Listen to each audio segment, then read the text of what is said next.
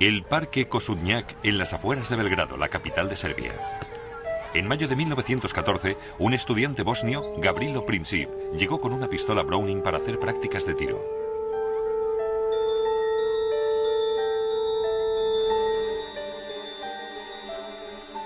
Princip tenía 19 años de edad. Según su instructor, no era muy buen tirador. Otros alumnos tenían más confianza en sí mismos. Siempre que Princip fallaba, la gente que miraba se reía de él. Eso le hacía llorar. En un lugar más discreto del bosque tenía la oportunidad de afinar la puntería disparándoles a los árboles. Su objetivo era mucho más ambicioso. Soy un seguidor de las ideas anarquistas radicales, que tienen como objetivo destruir el sistema actual mediante el terrorismo. En 1914, el deseo de Princip se vio cumplido. Primera Guerra Mundial.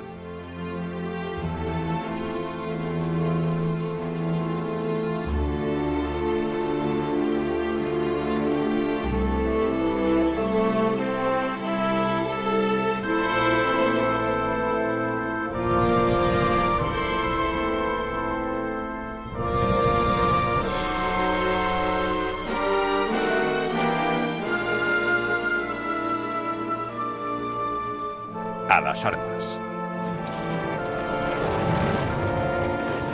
La Primera Guerra Mundial empezó casi por accidente y terminó de forma igualmente extraña. Mientras duró, fue más destructiva que cualquier otra guerra anterior. En la Primera Guerra Mundial murieron más soldados británicos, franceses e italianos que en la Segunda.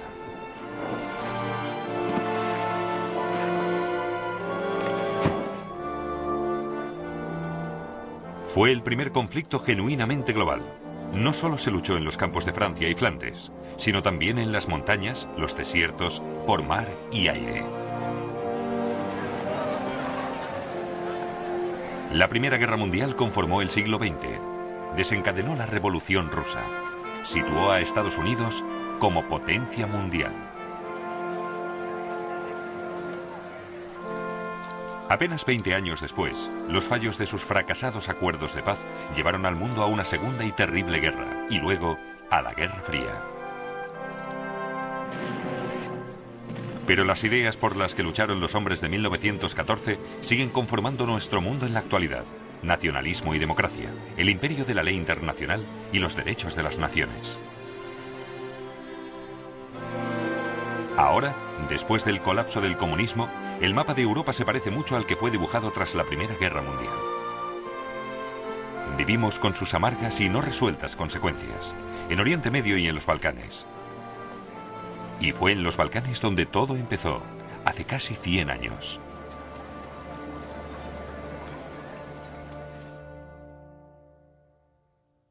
A principios del siglo XX, al igual que a finales del mismo, los Balcanes eran la zona más inestable de Europa. Aquí, 3 grandes imperios luchaban por el poder y la influencia: el austrohúngaro, el ruso y el otomano.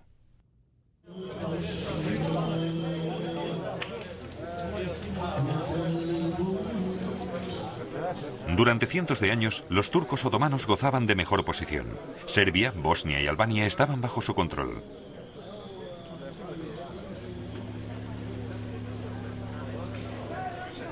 En Belgrado construyeron más de 80 mezquitas, pero a principios del siglo XX solo quedaba esta. Serbia había expulsado a los turcos y se había declarado reino eslavo independiente.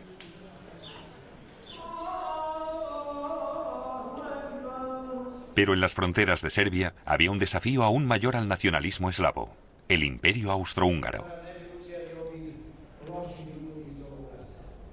Los viejos turcos del sur se han marchado, pero llegan nuevos enemigos procedentes del norte, más temibles y peligrosos que los anteriores. Quieren arrebatarnos nuestra libertad y nuestra lengua y aplastarnos.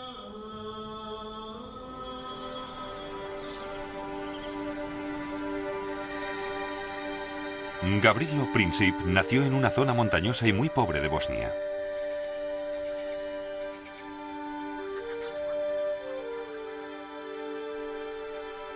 Su casa fue destruida en las guerras de los Balcanes de la década de los 90.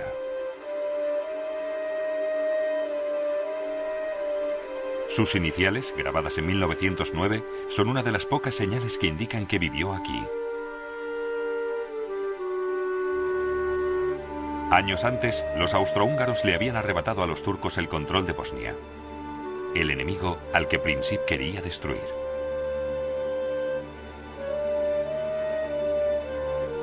Su objetivo particular era el heredero al trono austrohúngaro, Francisco Fernando, miembro de la familia reinante, los Habsburgo.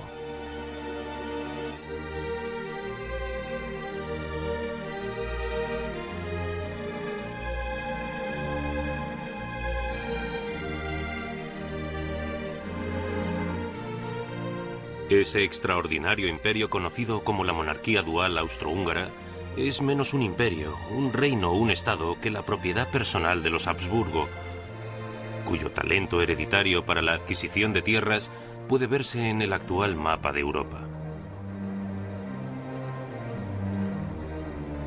El imperio estaba gobernado por el tío de Francisco Fernando, Francisco José. Se sentaba en 2 tronos, como emperador de Austria y rey de Hungría. En 1914 llevaba 66 años gobernando. Los dedicó a oponerse a cualquier tipo de cambio. Apenas visto sin su uniforme militar, odiaba la idea de la reforma política. Como le dijo al presidente de Estados Unidos, Theodore Roosevelt, en mí puede ver al último monarca europeo de la vieja escuela.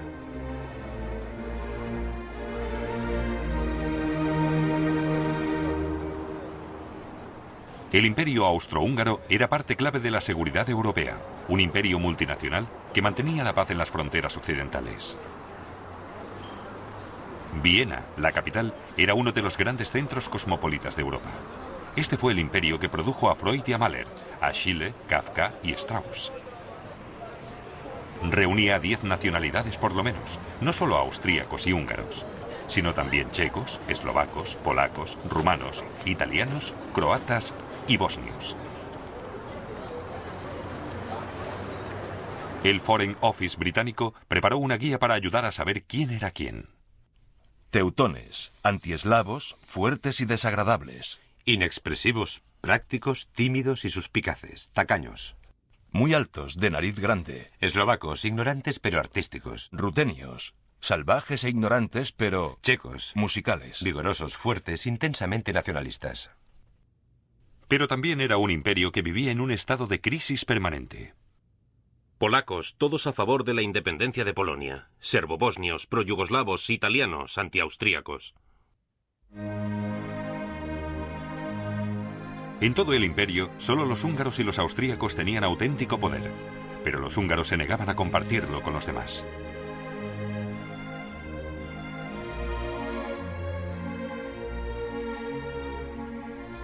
Para países como Serbia, Austria-Hungría era la prisión de las naciones, un estado represivo y no democrático que trituraba a los pueblos pequeños bajo su tacón.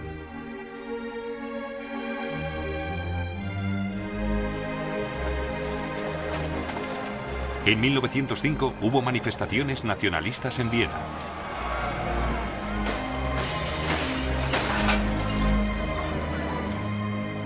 En 1912 hubo disturbios en Budapest.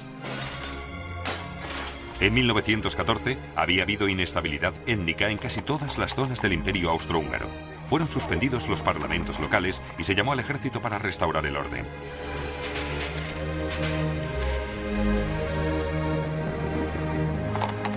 Los problemas domésticos del Imperio Austrohúngaro ofrecieron oportunidades a sus enemigos.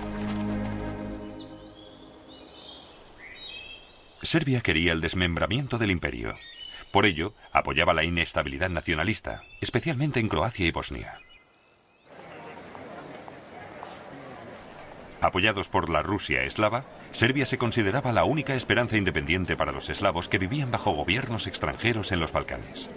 Quería unirlos en un solo estado de eslavos del sur, Yugoslavia.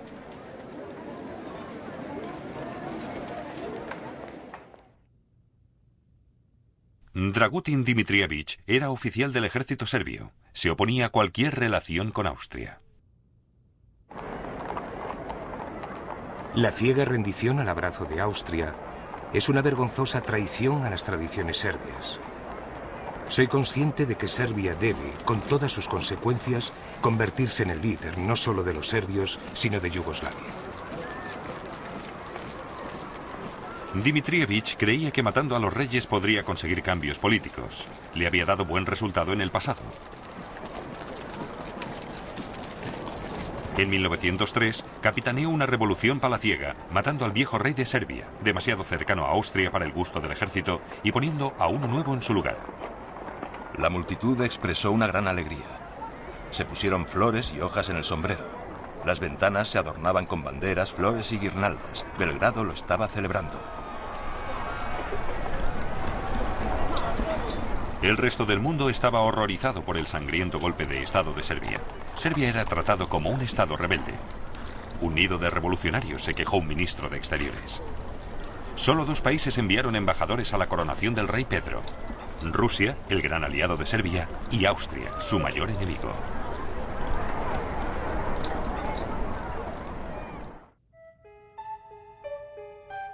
Dimitrievich era también uno de los miembros fundadores de La Mano Negra, una sociedad militar secreta que empleaba el terrorismo y el asesinato para intentar el establecimiento de Yugoslavia. Se dice que enviaba hombres para asesinar a líderes militares y miembros del gabinete austrohúngaros. También se dice que intentó matar al emperador Francisco José. No se le veía por ninguna parte, pero se sabía que él lo hacía todo.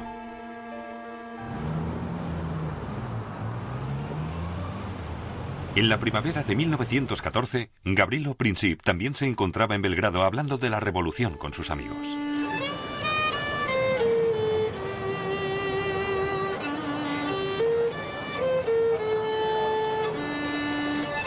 Luego, los jóvenes bosnios oyeron que el archiduque Francisco Fernando visitaría Sarajevo en junio. Esta era su oportunidad de llevar a cabo sus acciones.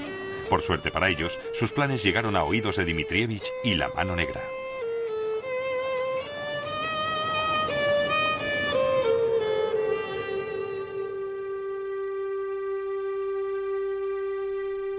Dimitrievich trabajaba en la fortaleza Kalemegdan, en Belgrado, como jefe de la inteligencia militar serbia.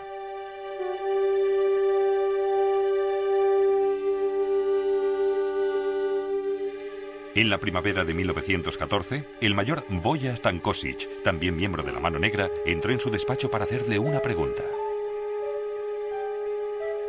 Me están molestando unos jóvenes bosnios. Estos chicos quieren llevar a cabo una gran acción a cualquier precio. Han oído que Francisco Fernando viene a Bosnia y me han rogado que les deje ir. ¿Qué me dice? Les he dicho que no pueden ir, pero no me dejan en paz.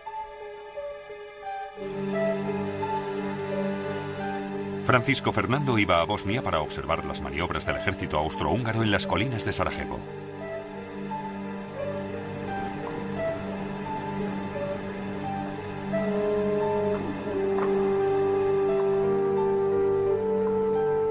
Como jefe de inteligencia, Dimitrievich temía que estas maniobras fueran una cortina de humo y que los planes de Francisco Fernando fueran la invasión de Serbia.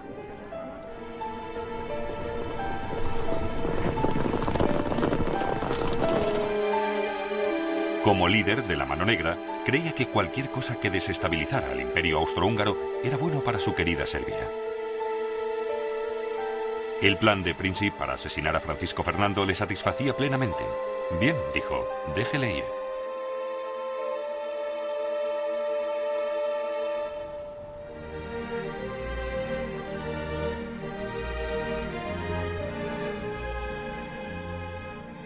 A diferencia de Gavrilo Princip, el archiduque Francisco Fernando era un excelente tirador. Uno de sus castillos, Konopíš, en la actual República Checa, está lleno de pruebas que lo demuestran. A los 50 años de edad, cazó 5.000 ciervos, así como otros 200.000 animales, todos cuidadosamente numerados. Cualquiera que alterara la paz del archiduque en Konopíš, entrando en sus tierras, como a veces ocurría con inocentes excursionistas en domingo, tenía que soportar los gritos de un propietario irascible y enfurecido que amenazaba con disparar a cualquiera que se atreviera a entrar en sus tierras una segunda vez. En 1914, Francisco Fernando esperaba ser emperador. Todo el mundo sabía que no pasaría mucho tiempo antes de que falleciera su tío. Incluso estaba listo el retrato oficial, Francisco Fernando con las grandes cruces y la banda que solo el emperador podía llevar. No tenía paciencia para las convenciones y etiquetas de la corte vienesa. Desafió a su tío casándose con Sofía Chotek, que no era de sangre real.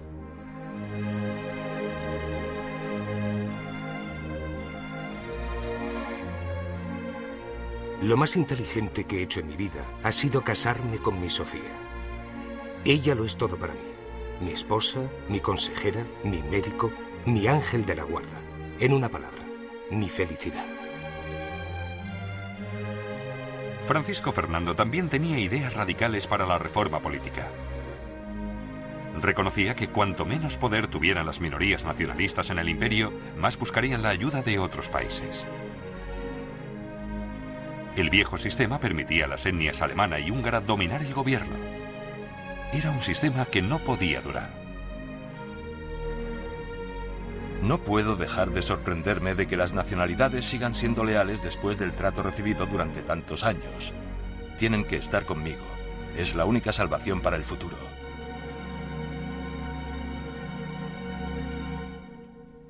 En 1914, el emperador alemán se reunió con Francisco Fernando en Konopisch.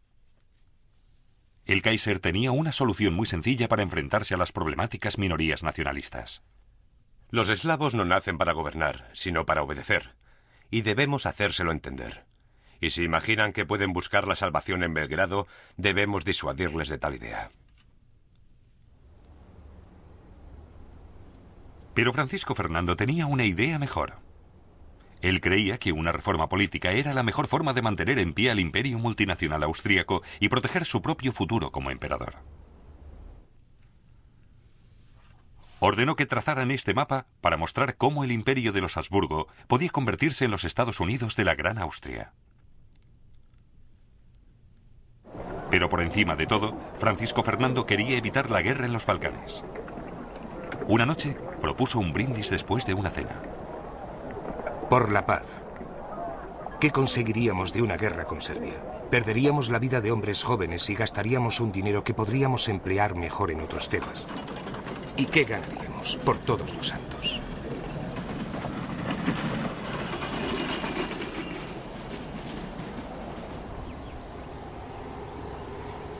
Gavrilo Princip cruzó la frontera de Serbia con el imperio austrohúngaro por aquí, por el río Drina. Llegó en barca a la isla Isakovic, donde había un puesto militar serbio. Los soldados le ayudaron a llegar a Bosnia.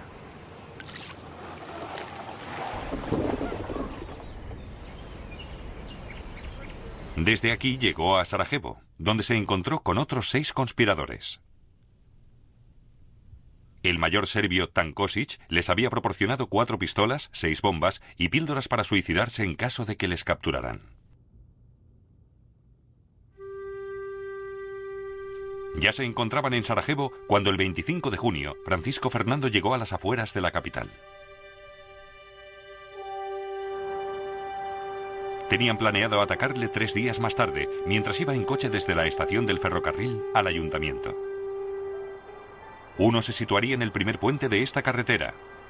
Princip y los demás cubrirían el resto del camino.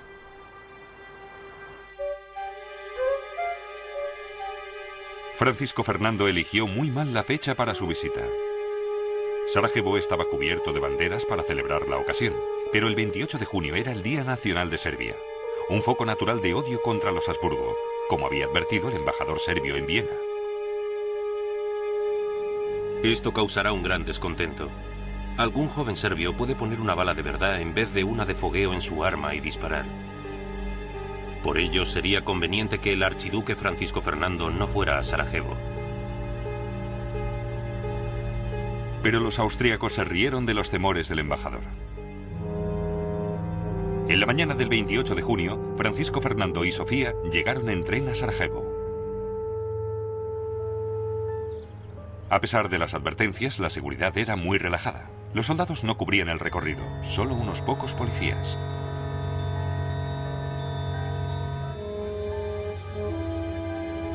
El coche real era un Graf und Stief. A petición de Francisco Fernando se bajó la capota del mismo y fue avanzando a muy poca velocidad para que la gente pudiera verle y él pudiera disfrutar del paisaje.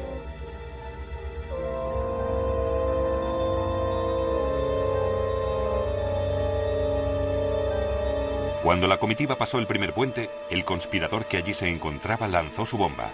Sentado frente a la pareja real se encontraba Óscar Potiorek. La explosión tuvo lugar inmediatamente después de que la archiduquesa gritara «¡Avance, rápido!».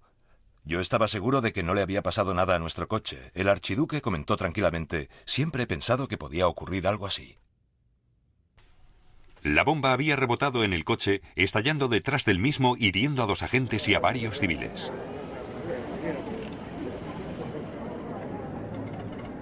Francisco Fernando paró para interesarse por los heridos antes de salir a gran velocidad hacia el ayuntamiento. Allí, el alcalde de Sarajevo empezó con su discurso oficial de bienvenida. El archiduque le interrumpió. Señor alcalde, ¿de qué sirve su discurso? He venido como amigo a visitar Sarajevo y alguien me ha lanzado una bomba. Esto es un ultraje. Hasta ahora el plan de los jóvenes bosnios había fracasado. Francisco Fernando seguía con vida. La seguridad oficial estaba en estado de alerta. Gavrilo Princip ya se marchaba, pero se detuvo en la esquina de la calle Francisco José para comprar un bocadillo. Luego, su suerte cambió. Francisco Fernando había salido del ayuntamiento. Debería haber seguido el río viajando a gran velocidad para no dar oportunidad a los otros asesinos. Pero su chofer se equivocó al girar en la calle Francisco José.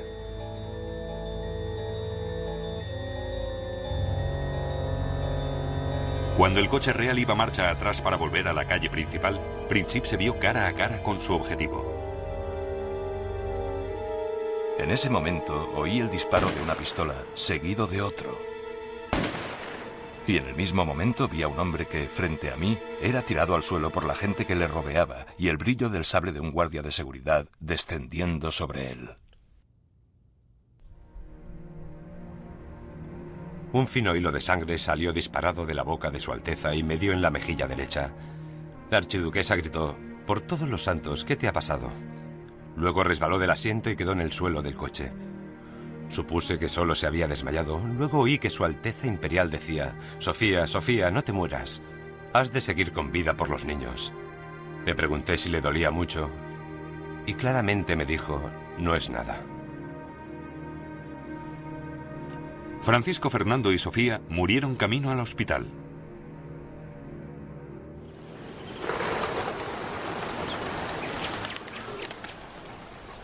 Los habitantes de Sarajevo no sabían que un grupo de oficiales del ejército serbio había patrocinado en secreto el asesinato. Pero llegaron a la misma conclusión que el resto del mundo, que Serbia había apretado el gatillo. Los elementos proaustríacos que allí había se volvieron locos. La excitación del momento se transformó en furia contra todos y todo lo serbio. Tiendas, escuelas e iglesias serbias fueron arrasadas y saqueadas. Las calles se llenaron de muebles, ropas, bicicletas, libros, incluso iconos y cruces, retorcidas y ennegrecidas amontonadas en el arroyo.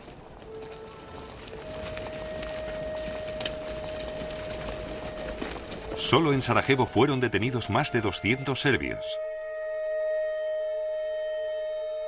Las autoridades locales colgaron a algunos en la prisión de la ciudad. Muchos más murieron en pogroms en Bosnia y Herzegovina.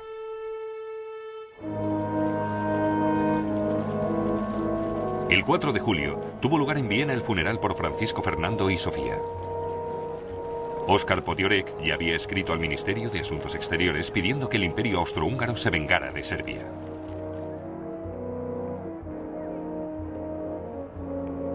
Debemos aprovechar la primera oportunidad y darle un golpe destructivo a Serbia para darle a la monarquía unas décadas de tranquilo desarrollo interno. Serbia debe aprender de nuevo a temernos.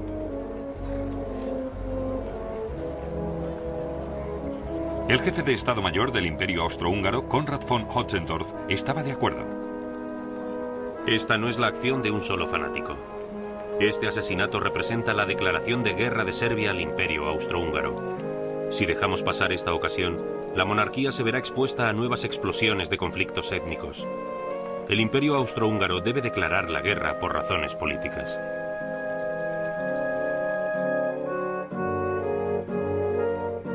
Durante su vida, el príncipe heredero había defendido ardientemente la coexistencia pacífica con Serbia. Una vez muerto, se había convertido en una causa de guerra.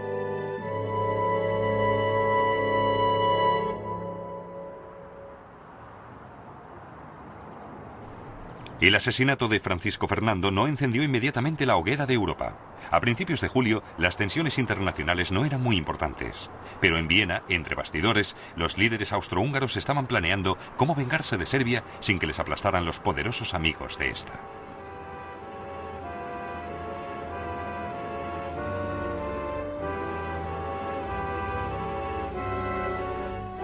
Incluso antes del asesinato, Konrad Hotzendorf, jefe del Estado Mayor, había propuesto no menos de 20 veces declararle la guerra a Serbia.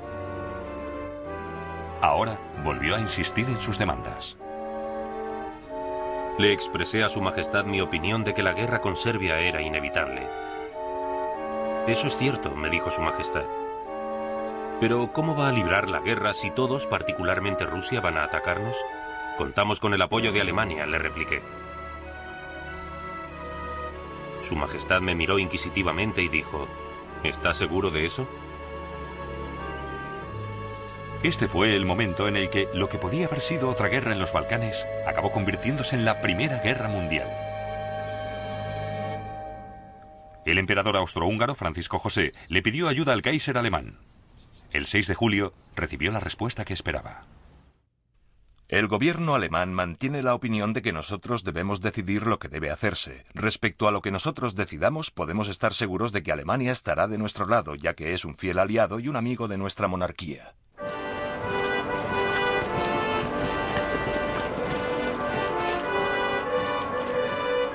La crucial decisión alemana de apoyar a Austria se hizo sin tener en cuenta las consecuencias. Ni el Kaiser ni sus líderes políticos y militares se molestaron en averiguar lo que tenía previsto el Imperio Austrohúngaro. Fue un extraordinario error. Porque en los Balcanes nada ocurría de forma aislada. Europa estaba dividida en dos. Por una parte estaban Alemania, el Imperio Austrohúngaro e Italia. Por la otra, Francia y Rusia. La guerra con uno podía significar la guerra con los demás. Nadie sabía cómo respondería Rusia si era atacado uno de los principales países de los Balcanes. Era posible que entrara en guerra con Austria para proteger a Serbia. En ese caso, Alemania tendría que entrar en guerra para proteger a Austria.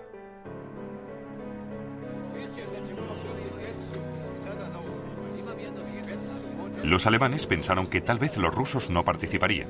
El embajador alemán en San Petersburgo sostenía que Rusia no podía arriesgarse a entrar en guerra por miedo a una revolución interna.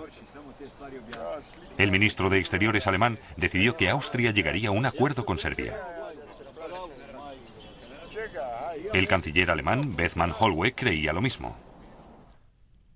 El crimen de Sarajevo es censurable, pero políticamente podría tener el resultado positivo de que Rusia sienta cierta repulsa por los serbios.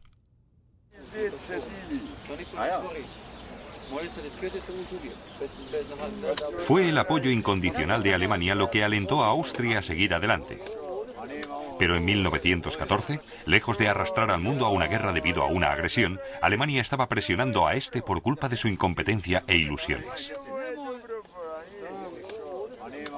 El Kaiser estaba tan seguro de que no estallaría la guerra que se fue de vacaciones.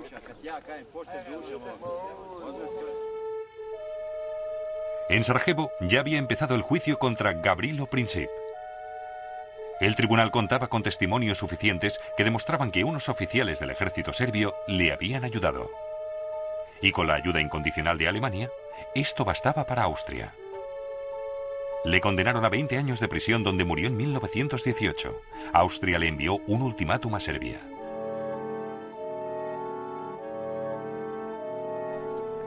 Este documento fue la excusa de Austria para ir a la guerra.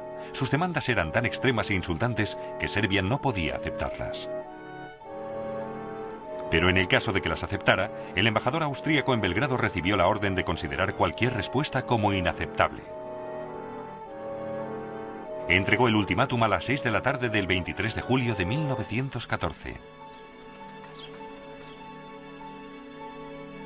Slavka Mihailovich era médico en Belgrado. La noticia del ultimátum se propagó rápidamente y muy pronto cundió la alarma. Las calles y los bares estaban llenos de gente ansiosa. Todo el mundo se preguntaba qué respuesta daría nuestro gobierno, si podría evitarse una nueva guerra.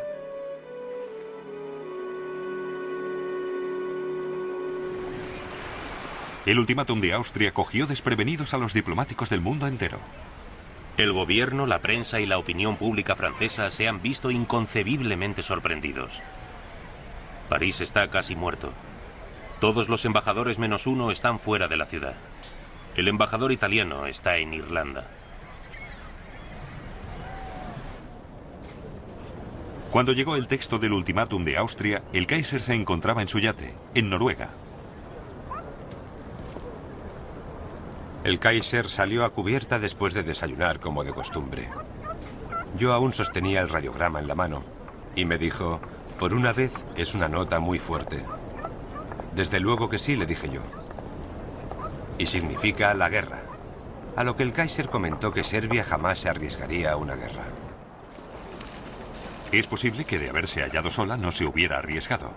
Pero el 24 de julio el príncipe Alejandro, regente de Serbia, telegrafió a Rusia pidiendo ayuda. En San Petersburgo, el ministro de Exteriores ruso le habló claramente al embajador británico. Austria no habría actuado de forma tan agresiva sin el consentimiento de Alemania. Espero que sin pérdida de tiempo el gobierno británico se declare a favor de Francia y Rusia. Rusia estaba convencida de que Alemania era más belicista. El 26 de julio llamó a sus reservistas. Este fue el segundo paso más importante de la crisis, como advirtió el 28 de julio Edward Grey, secretario de Exteriores británico. Desde el momento en que la disputa deje de ser un asunto entre el Imperio Austrohúngaro y Serbia y se convierta en uno en el que esté implicada otra gran potencia, solo puede terminar en la mayor catástrofe que haya sufrido el continente europeo. Ese mismo día el Imperio Austrohúngaro le declaró la guerra a Serbia. Los primeros disparos de la guerra se oyeron aquí, en la fortaleza austríaca de Zemun, separada solo por el río de Belgrado. En plena noche, el mayor Vojatan Kosic ordenó a la Mano Negra que volara el único puente del ferrocarril. Las ventanas se rompieron en 1000 pedazos y los cristales rotos cubrían el suelo. Los pacientes empezaron a gritar. Luego se oyó otra explosión y otra más. Era cierto, la guerra había empezado.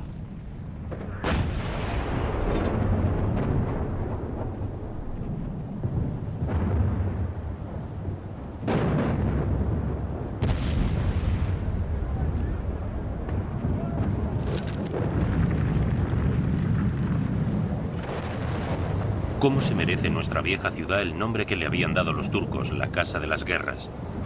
Proyectiles procedentes de todas direcciones se cruzaban sobre la ciudad. Los austríacos tenían armas muy curiosas, los llamados monitores. Pequeñas embarcaciones armadas con grandes cañones que rodeaban Belgrado como perros rabiosos y disparaban desde todas direcciones. Sin embargo, aún era una guerra entre el Imperio Austrohúngaro y Serbia. El 29 de julio, mientras los proyectiles caían sobre Belgrado, hubo un último intento para que así siguiera. Una serie de telegramas de última hora cruzaron Europa. Del zar al Kaiser, de primo a primo.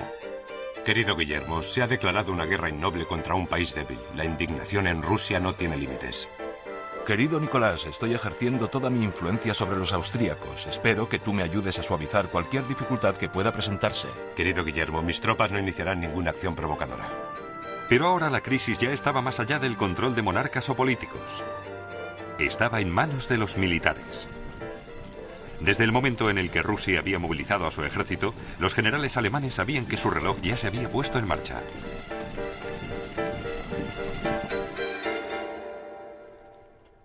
La alianza entre Francia y Rusia significaba que Alemania tenía dos frentes que defender. Su única esperanza era enfrentarse a Francia en el oeste antes de que el grueso del ejército ruso la invadiera por el este. Esto no dejaba tiempo a esperar. Para Alemania, la movilización rusa significaba la guerra.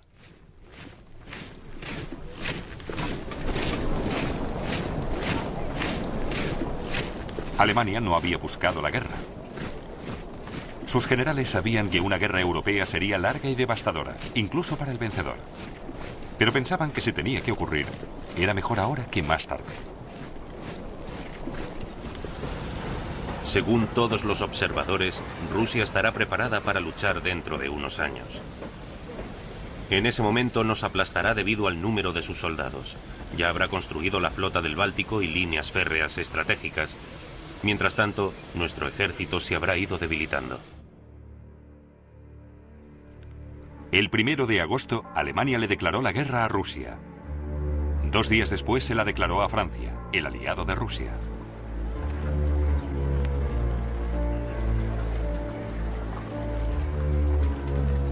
Por toda Europa, 10 millones de hombres marchaban a la guerra.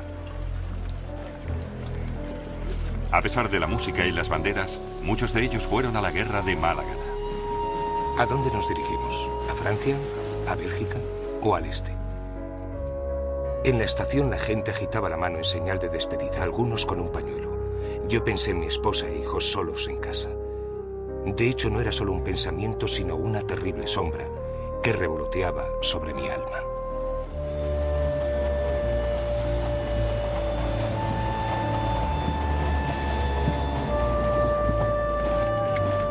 Dios, qué larga es esta ciudad. La bayoneta se me clava en la carne, el cuello de la guerrera no me deja respirar. Pero al levantar la vista vi a una chica bonita. Era tan evidente su admiración, conmovida por lo que veía, que entendí que teníamos que parecer atractivos y marchar con la cabeza erguida. Allá vamos, marchando siguiendo el ritmo de la banda. A pesar de que a donde vamos la gente muere, es mutilada, destrozada, masacrada. En la formación mis compañeros se irguieron al verla.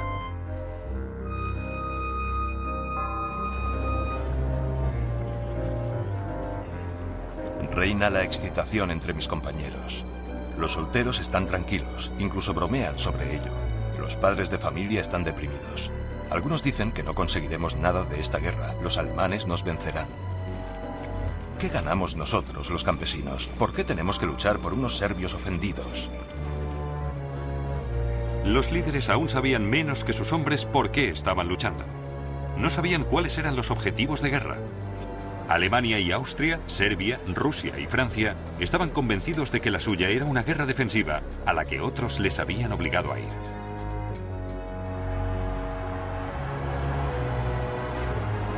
La única gran potencia europea que permanecía al margen era Gran Bretaña.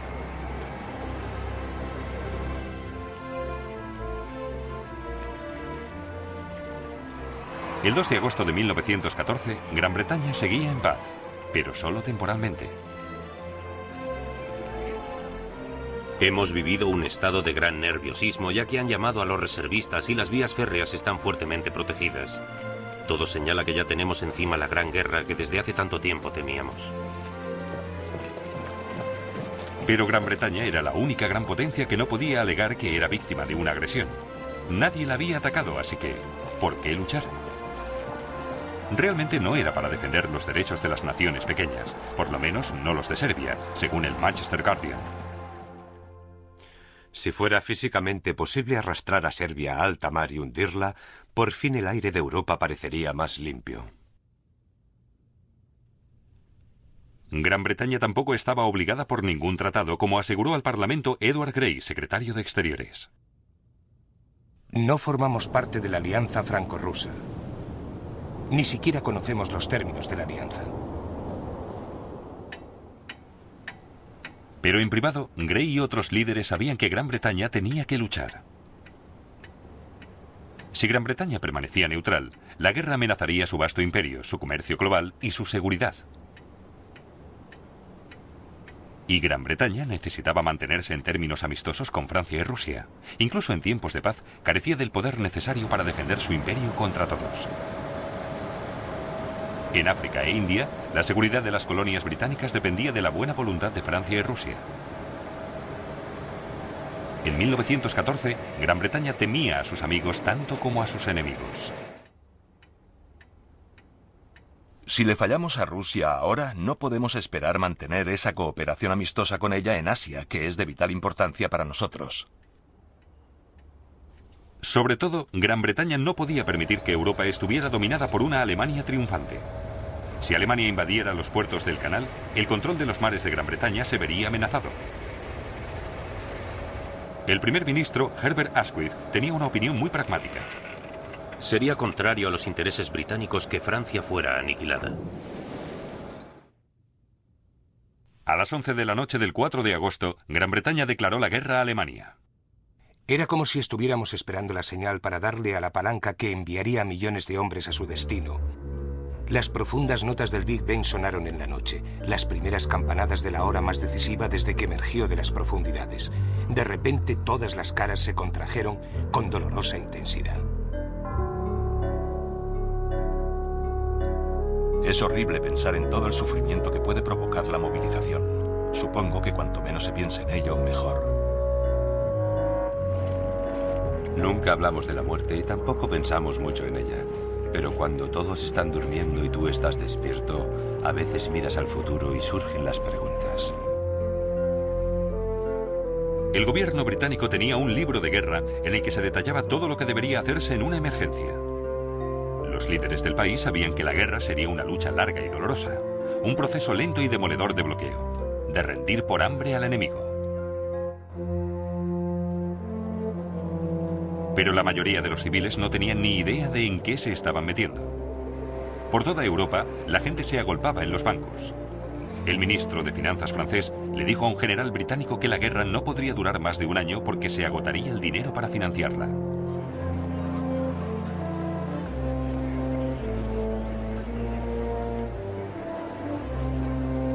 La mayoría de la gente esperaba que Gran Bretaña, con la armada más importante del mundo, libraría la guerra en el mar. El secretario de Exteriores tranquilizó a la nación. Para nosotros, con una flota poderosa, capaz de proteger nuestro comercio, nuestras costas y nuestros intereses, si nos vemos implicados en la guerra, sufriremos poco más que si nos mantuviéramos neutrales.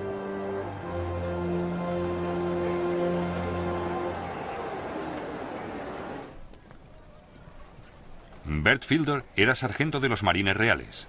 Tranquilizó a su esposa. Mi querida Nell, no creo que esta guerra sea ni la mitad de mala de lo que la gente espera. Verás, para Inglaterra no es tarea difícil, por lo que no tienes por qué preocuparte. Mientras pueda mantenerte informado de dónde estoy, todo irá bien.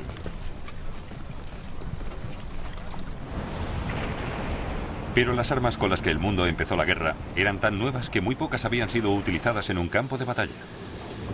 Hacía menos de 10 años que los países se habían dotado de acorazados y submarinos. Nadie sabía cómo utilizarlos. Todas las potencias europeas habían estado acumulando nuevas piezas de artillería, ametralladoras y proyectiles explosivos. Pero ninguna de ellas había participado en una guerra importante en Europa en 40 años. La crisis había empezado en los Balcanes. Y cuando los austríacos se enfrentaron a los serbios, la Primera Guerra Mundial comenzó aquí de la misma forma que seguiría en todas partes. Una guerra en la que resurgirían las viejas rencillas y se olvidaría el libro de normas.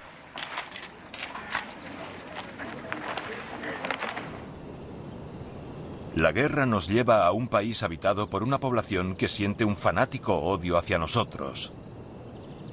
Deben observar para con toda la población una severidad, una crueldad y una desconfianza extremas. En algunos sectores, los civiles serbios combatieron en una guerra de guerrillas, no con uniforme ni en un ejército regular. A los austríacos les resultaba difícil saber quién era el enemigo y quién no. Pero las represalias contra el pueblo serbio fueron muy crueles.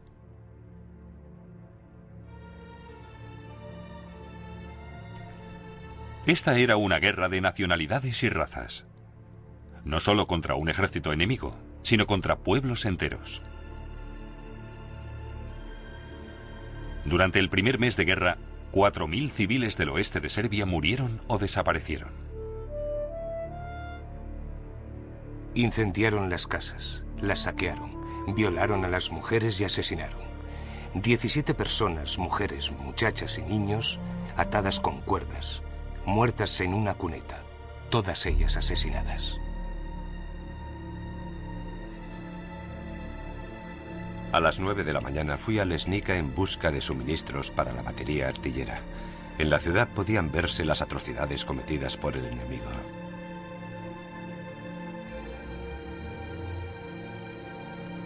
Diez personas, entre ellas algunos niños, habían sido colgadas cerca de la iglesia. En la estación del tren, más de 100 personas degolladas. Una visión terrible para los ojos.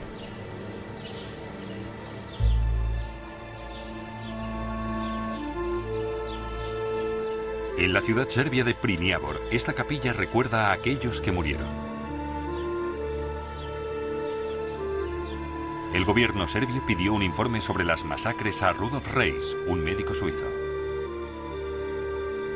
Las masacres de la población civil fueron sistemáticamente organizadas por el mando del ejército invasor. Toda la responsabilidad debe recaer en el mando, y también el deshonor en el que ha caído este ejército.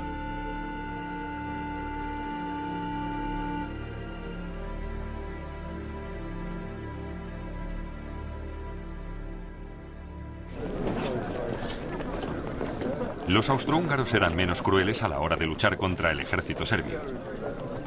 Esto también estableció un patrón en la guerra, un anticipo de la debilidad militar que caracterizaría la relación del Imperio austrohúngaro con Alemania. Esta era una guerra en la que los acontecimientos en un frente tenían un efecto crítico en el otro.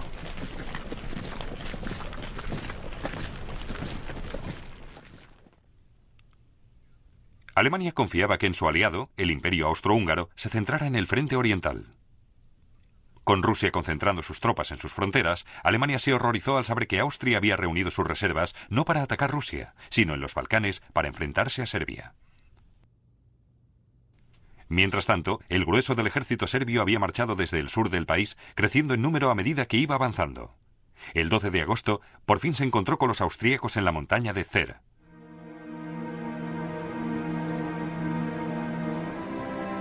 Los serbios ocupaban unas fuertes posiciones defensivas en la montaña y esperaban a que los austríacos cayeran en la trampa. Los serbios nos rodearon. La artillería serbia tenía perfectamente calculada la distancia. Por desgracia, o así nos lo dijeron unos oficiales, habíamos llegado al campo de prácticas de la artillería serbia. De chiste. Los serbios repelieron fácilmente el ataque austrohúngaro. Podíamos ver cómo el enemigo se retiraba a lo largo del río. Su convoy de municiones dejó sus carros en el valle y huyeron todos tan pronto les alcanzó nuestra artillería. ¿Un ejército derrotado? No. Una masa incontrolada corriendo hacia la frontera presa de un terror insensato. Los conductores fustigaban a los caballos, oficiales y soldados se abrían paso por entre las columnas de carros.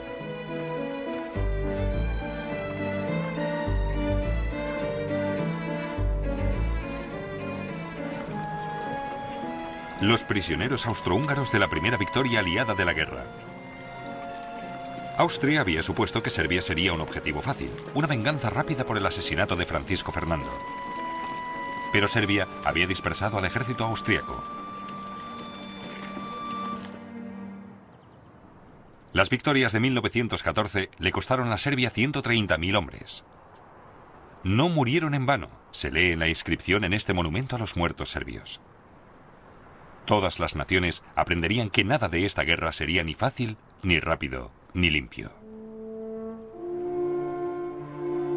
En el frente occidental, un francés, conductor de una ambulancia, le escribió a su hijo: ¿Alguna vez piensas en tu padre, caminando día y noche por campos arados, acostumbrándose a los proyectiles estallando a su alrededor? Me gustaría tener noticias tuyas. ¿Cómo va el colegio? No te des prisa en aprender la geografía de Europa. Creo que va a cambiar muy pronto.